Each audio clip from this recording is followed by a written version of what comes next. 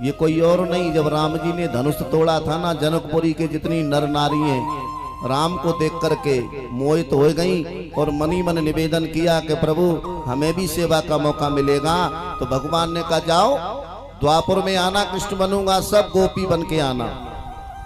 ऋषि महात्मा भी वृक्ष बन के गए कृष्ण का आलिंगन पाने। बलि को छलने गए, वहां की नारियों ने देखा भैया जाकी रही भावना जैसी और प्रभु मूरत देखी तना।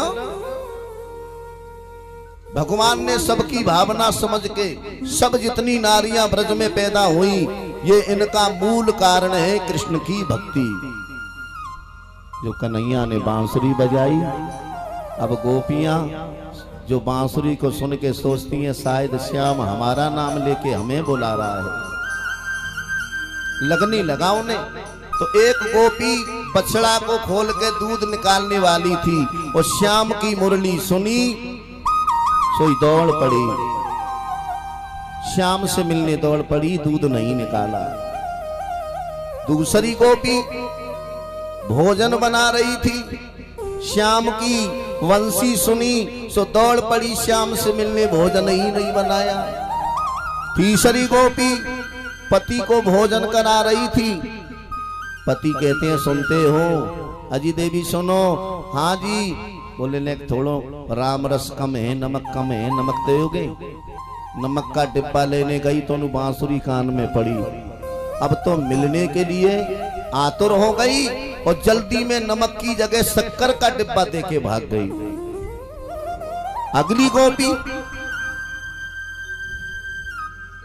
अगली गोपी के पति ने कहा मैं तुम्हें नहीं जाने दूंगा, चलो जाके बताओ कैसे जाओगी श्याम से मिलने।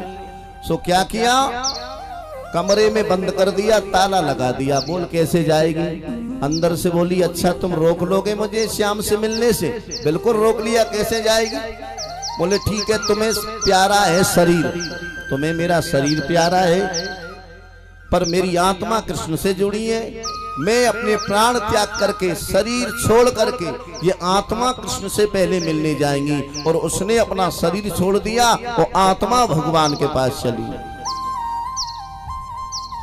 एक गोपी श्रृंगार कर रही थी और गीत गा रही थी, हे कन्हैया कब दर्शन दोगे? आज मेरे अंगना में अयो गोपाल, अयो नदीलाल, दर्शन की प्यासी गुजरिया।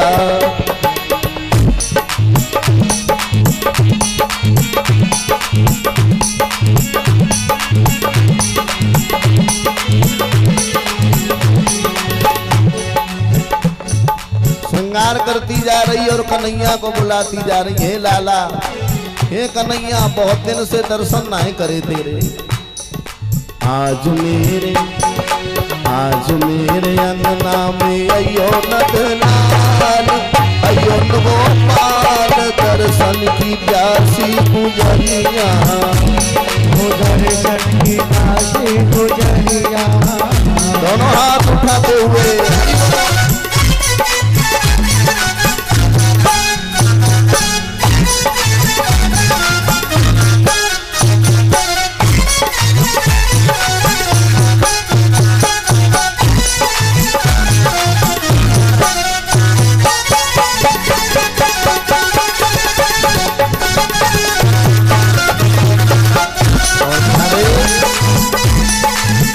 मैया तुम भी तो गोपी हो मेरे कन्हैया की, सभी प्रेम करती हैं भगवान से, तो सभी हम तुम ये न सोचो स्त्रियां ही गोपी हैं, हमारे भक्त हैं ये भी उनके ग्वाल वाल गोपी हैं, ग्वाल हैं। तो तुम भी बुला लो अपने घर भाव से, पर ऐसे तो पड़ोसी भी नहीं आएगा। थोड़ा हाथ खड़े कर लो सीधे, आओ गोपाल, हे हरि।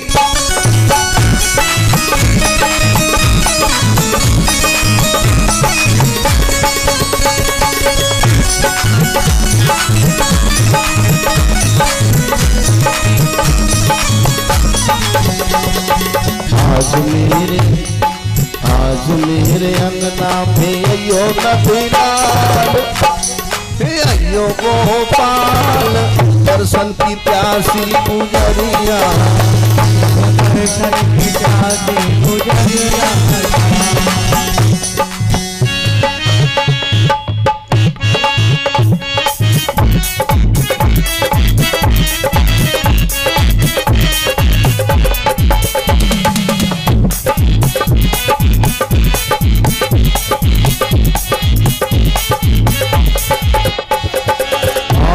पहली कड़ी में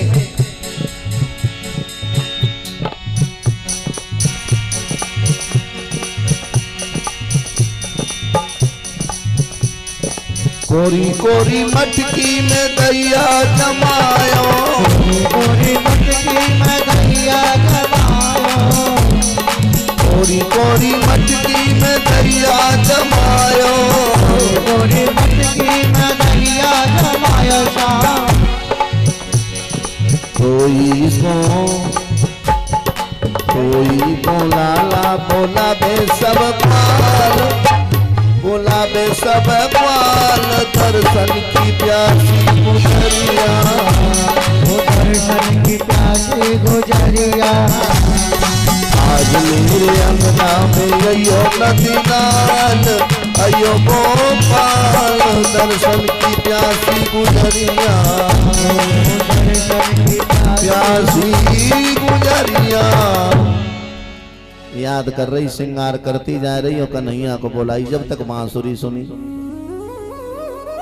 जो बांसुरी सुनी, ओहो मेरे कन्हैया ने मेरा इनाम लिया बांसुरी पे, मुझे बुला रहे हैं, मुझे याद कर रहे हैं। जल्दी में श्रृंगार करने में गड़बड़ी, होठ की आंखन में लगा ली, आंखन की होठन पे लगाई चीज, दौड़ पड़ी श्याम से मिलने। हजारों गोपियां कालिंद्री जमुना पे पहुंच गई। देखो एक बात समझने की है, एक बात समझने की है, पहले भगवान इंसान को अपनी तरफ खींचता है, आज भी पहले तो प्रभु भक्तों को अपनी तरफ आकर्षित करेगा, और जब भक्त भगवान की तरफ जाने लगे, भक्ति करने लगे, तो जीवन में कष्ट देगा। जैसे हम लोग प्रभु की रोज भक्ति करते हैं, तो भक्त के जीवन में पहले तो भगवान चमत्कार दिखाएगा, अपनी तरफ खींचेगा, और जब हम भगवान की तरफ हो लिए, फिर भगवान हमें कष्ट देगा, परेशानी देगा। क्यों देगा? सोचता है कि ये पका है या कच्चा है, लौटेगा या मेरी तरफ आएगा। अगर आप डटे रहे तो फिर जीवन में सुखों का अंबार लगा देता है, और आप हिल गए, दुखों से ऊब के पीछे हट गए, तो भगवान फिर कभी भी तुम्हारी तरफ नहीं आता। यही तो भगवान ने गोपियों को दिखाया। हजारों गोपियों को बुला लिया, पूछने लगे देवियों क्यों आई हो? तुम्हें आना नहीं चाहिए रात्रि में। क्यों? क्योंकि एक तो तुम पराई स्त्री हो और पतिव्रता नारी हो, तो पतिव्रता नारियों को तो अपने पति के पास रहना चाहिए, पति की सेवा करना चाहिए। मैं एक पराया पुरुष, और तुम मेरे पास चली आई, क्यों आई हो? क्या जंगल नहीं देखा? सखियां कहने लगी बारे छलिया, एक तो नाम ले लेके हमें बुलाता है, ऊपर से जला के फिर नमक लगाता है। एक तो नाम ले लेके हमें बुला रहा है, फिर जला रहा है। भगवान समझाने लगे, देखो गोपियों मेरी एक बात सुनो, स्त्री का धर्म क्या है? देवियां बोली तुम ही बताओ क्या धर्म है। बोले मैं बता रहा हूं स्त्रियों का धर्म क्या है। स्त्रियों का धर्म है कि अपने पति की सेवा करनी चाहिए, पति से बढ़ के परमात्मा नहीं होते। भगवान कह रहे हैं संसार में पत्नी के लिए कौन भगवान है? उसका पति, चाहे लंगड़ा है, चाहे बीमारी ग्रस्त है, चाहे कैसा भी है, चाहे बुरा है, चाहे कितना भी मदरा पान उल्टा सीधा करे, पर भगवान ने जो जोड़ा लिख दिया पत्नी को, तो उसे ही परमात्मा मानना चाहिए। क्योंकि जो पतिव्रता नारी होती है, मैं तुम्हें कथा बताऊं देवियों? सखियां बोली बताओ प्रभु। भगवान कहने लगे एक पतिव्रता नारी थी, और दोनों में पति पत्नी में अतिशय प्रेम था। एक दिन पति कहीं से दिन के टाइम आया, वो दोपहरी का वक्त था, दोनों पति पत्नी आंगन में बैठ गए, बातें करने लगे। पति को नींद आई तो पत्नी के पैर पे यानी जंगा पे सर रख लिया और सो गया। नींद आ गई। तब तक उनका एक 6 महीने का बेटा घुटुअन चलता हुआ अंदर से निकल के माँ और पिताजी के पास आ रहा था। बीच रास्ते में एक अग्नि का कुंड कुआं देख रहा है। अब वो तो बच्चा है, उसे क्या मालूम है कि इस कुएं में अग्नि है, मैं जल जाऊंगा। वो उनका बालक उधर ही को चला रहा। देवी ने देखा, हे भगवान, मेरे पति सो गए, जगाऊंगी तो धर्म चला जाएगा, अगर नहीं जगाती तो मेरा अबोध बच्चा इसमें अग्नि में जल जाएगा, क्या करूं। उस देवी ने भगवान को स्मरण किया, हे प्रभु, अगर मैं सच्ची पतिव्रता हूं, मैंने अपने पति के अलावा किसी पराये पुरुष को कभी गलत दृष्टि से ना देखा हो, तो मेरी रक्षा करना प्रभु।